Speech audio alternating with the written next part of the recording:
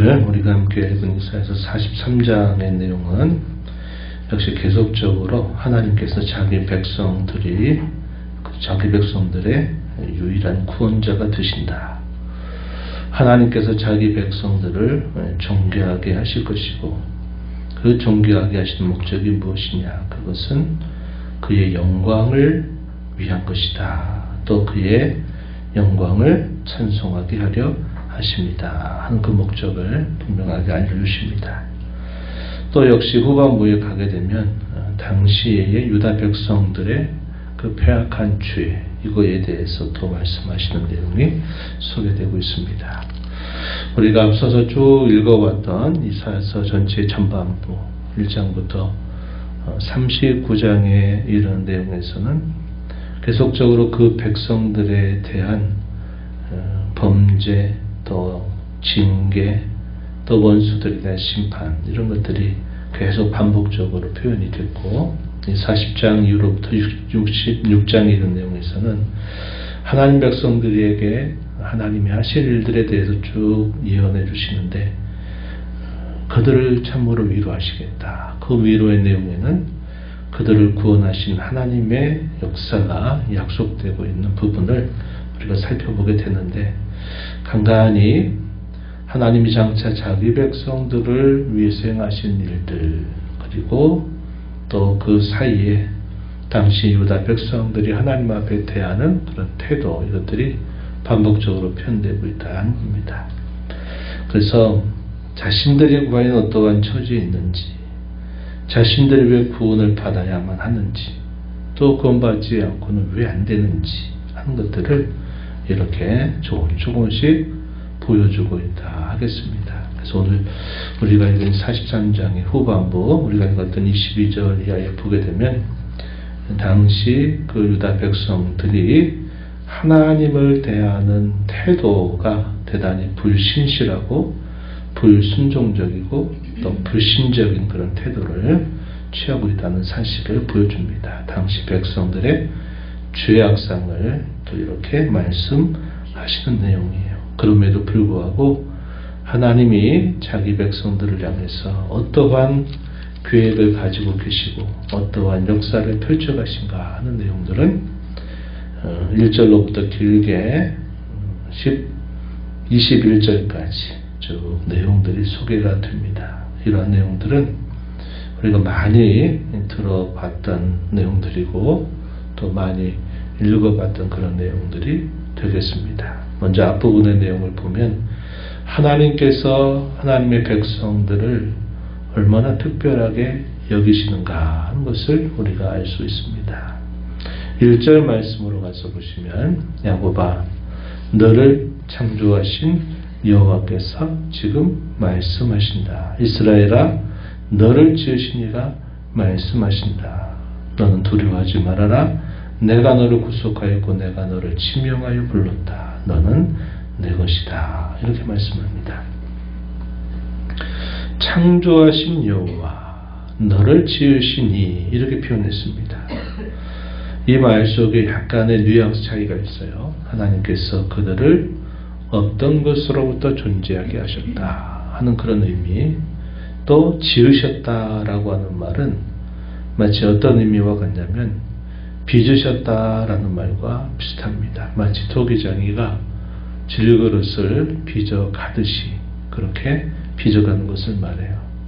하나님께서 그들을 존재하게 하셨으며 또 그들이 계속적으로 어떤 형태로 빚어가게 하시는 분이다 하는 사실을 표현하고 있다 하는 겁니다.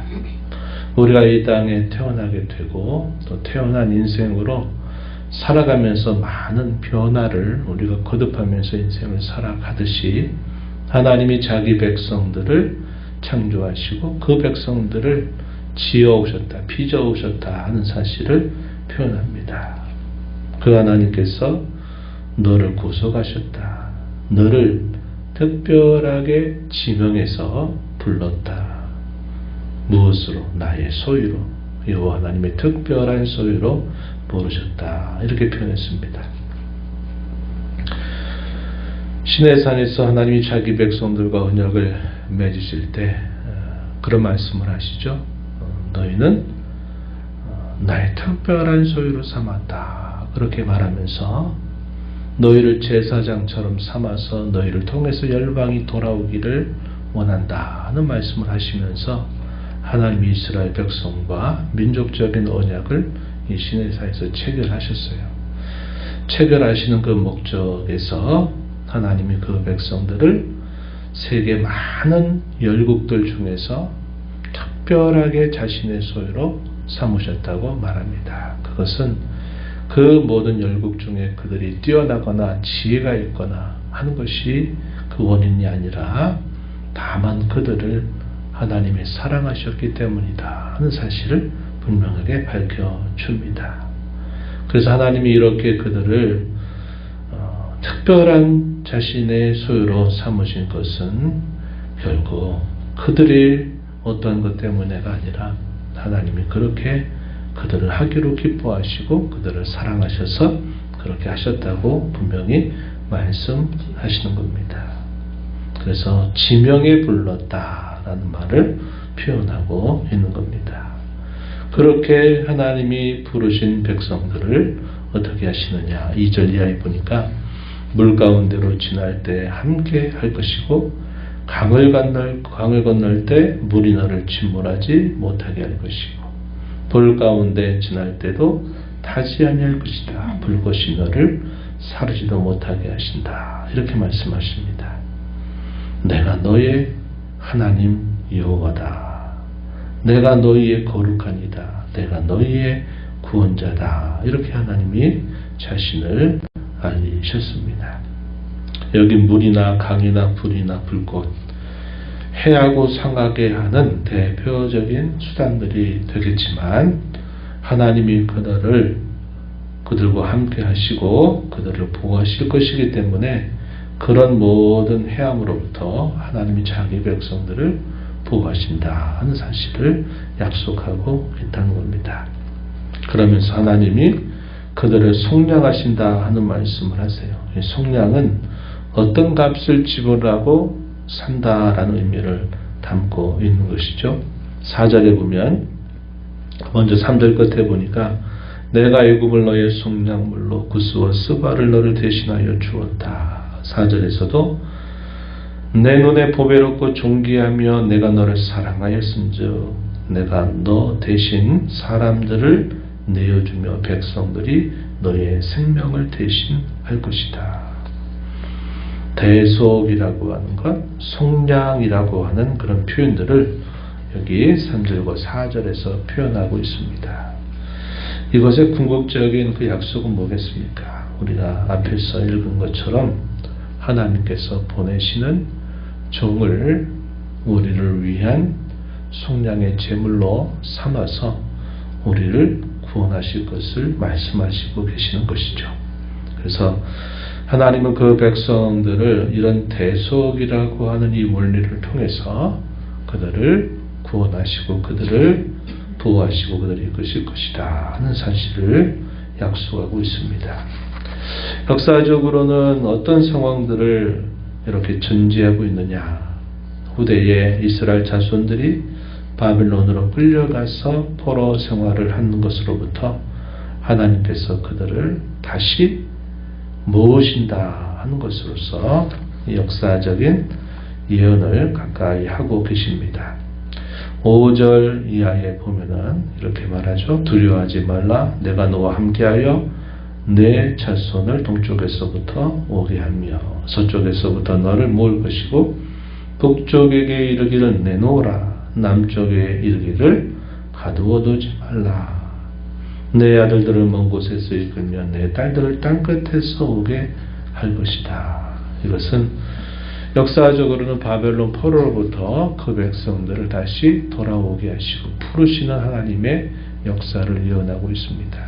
우리가 이 바벨론 포로 귀환을 우리가 통상적으로 제2의 출애굽 사건이다 이렇게 표현합니다.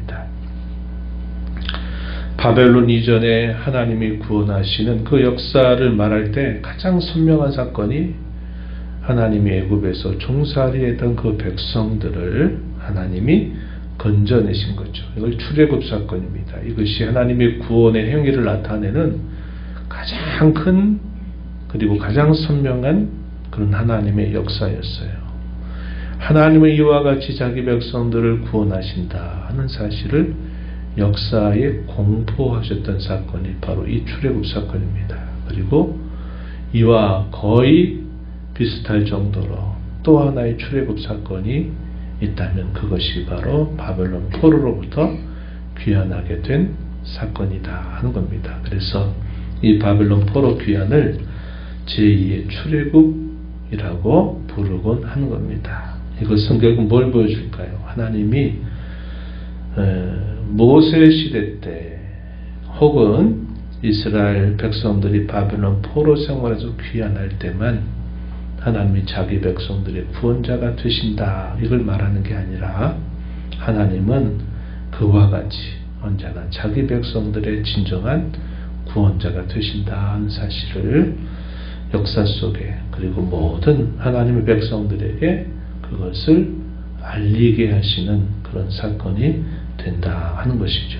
그래서 여기서 예언하는 이 역사적으로 성취될 사건은 바벨론 포로로 열국에 흩어졌던 하나님의 백성들을 하나님께서 다시 불러 모으실 것이다.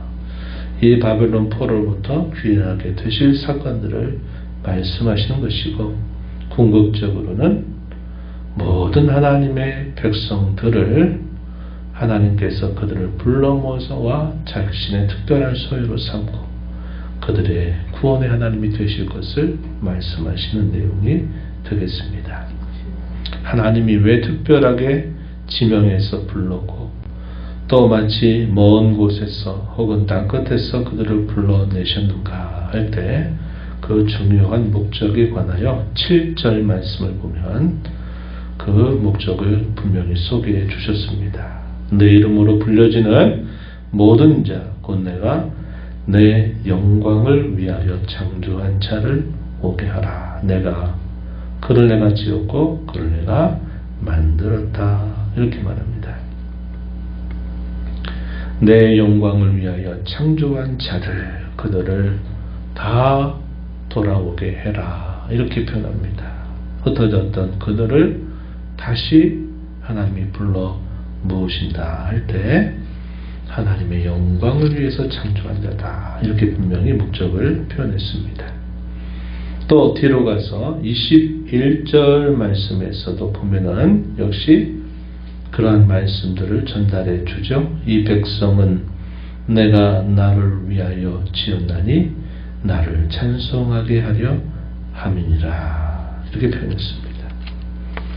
하나님의 이름을 또 하나님의 영광을 위해서 그분의 이름을 찬송하게 하시려고 하나님이 그 백성들에게 놀라운 구원의 일들을 행하신다. 그 목적을 분명하게 말씀해 주고 있습니다. 이하에 주어지는 그 말씀에서도 어떤 말씀을 하시느냐. 하나님만이 진정으로 살아계신 하나님이고 하나님만이 이스라엘의 진정하고 유일한 구원자가 되신다 하는 사실을 강조하고 있습니다. 하나님 외에 다른 구원자가 결코 없다 하는 사실을 분명하게 말씀하시는 겁니다. 11절 말씀으로 가서 보면요. 나곧 나는 여호와라 나 외에 구원자가 없다. 이 말은 하나님만이 자기 백성의 유일한 구원자가 되신다 하는 사실을 밝혀주시는 말씀이 되겠습니다. 이어서 14절부터 17절에 이런 내용에 보면요. 이 바벨론의 멸망에 대해서 예언해 주는 말씀이 소개됩니다. 이 바벨론 제국이 또 천하를 호령하는 일들이 있게 될 것이지만 역시 그 나라도 하나님의 역사 섭리에 의해서 결국은 망하게 될 것을 말씀하시고 그것이 하나님의 백성들에게는 또 회복이 되는 놀라운 역사가 될 것을 말씀하고 계신 겁니다. 이어지는 말씀 18절 이하로부터 21절에 이른 이 말씀의 내용에서는 하나님께서 하나님 백성들이 사는 모든 환경들을 하나님이 새롭게 하실 것을 말씀해 주고 계신데요. 18절 한번 보십시오. 너희는 이전 일을 기억하지 말며 옛날 일을 생각하지 말라. 보라 내가 새 일을 행할 것이다. 이제 나타낼 것이다. 너희가 그것을 알지 못하겠느냐. 반드시 내가 광야의 길을 사막의 강을 낼 것이다. 이렇게 표현했습니다. 광야의 길을 사막의 강을 내신다. 이 표현들은 마치 무엇을 우리에게 떠올려 주느냐 하면 하나님께서 자기 백성들을 애굽에서 이끌어내실 때 그 홍해 앞에 꼼짝달싹하지 못하는 그 하나님의 백성들에게 이 바다를 길로 만들어서 그들을 육지처럼 통과하게 하신 일이었습니다. 그래서 아무것도 갈 수 없는 그들에게 불건너한 곳에 길을 만들어서 그 길로 걸어가게 하신 하나님의 역사를 우리에게 떠올려 주는 거죠. 그래서 광야에 길을 낸다. 사막에 강을 내신다. 이 말은 하나님 자기 백성들의 길을 만드시고 이끌어 가시는 분이심을 분명하게 말씀하시고 그 하나님의 백성들이 거하게 될 환경 속에서는 놀라운 변화가 일어나게 될 것을 말씀하시는 내용이 소개되고 있다 하는 겁니다.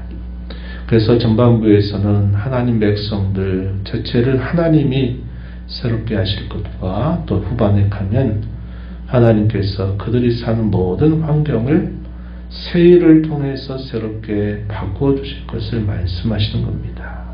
이것이 오늘 저와 여러분에게도 약속된 하나님의 약속과 같습니다. 우리가 구원을 말할 때 영적인 먼저 우리에게 말하는 것은 우리가 죄로부터 건짐을 받아서 우리가 하나님을 알고 섬기게 되는 것이 되고 궁극적인 이 구원은 결국 모든 것의 총괄갱신이라고 말하는 겁니다. 모든 것이 새롭게 되는 그러한 일로 구원이 완성된다 하는 것을 우리에게 약속하고 있는 것이죠. 이러한 일들을 하나님이 왜 우리를 위해서 행하신다 하시느냐. 그것은 우리로 하여금 하나님의 영광을 위하여 살도록 우리로 하여금 그분의 놀라우신 구원을 기뻐하며 찬송하게 하시도록 그 하나님의 이름을 가장 존중하게 여기고 높이 여기는 삶을 살게 하시려고 하나님이 그와 같이 하셨다고 우리에게 가르쳐 줍니다. 오늘 이러한 약속을 받은 자들로 또 한편으로는 누리고 또 한편으로는 누리게 될 자인 저와 여러분이 이러한 하나님의 구원의 약속을 기뻐하면서 오늘 하루 주어진 삶 속에서도 우리 구원의 하나님의 이름을 존중하게 여기고 하나님을 자랑하고 하나님의 이름을 높이는 자로 살아가는 저와 여러분이 되어야겠고 무엇을 하든지 그분의 영광을 위하여 하라고 하신 말씀처럼 하나님의 영광을 위해서 또 이 하루를 힘써 달려가게 되기를 진심으로 바랍니다.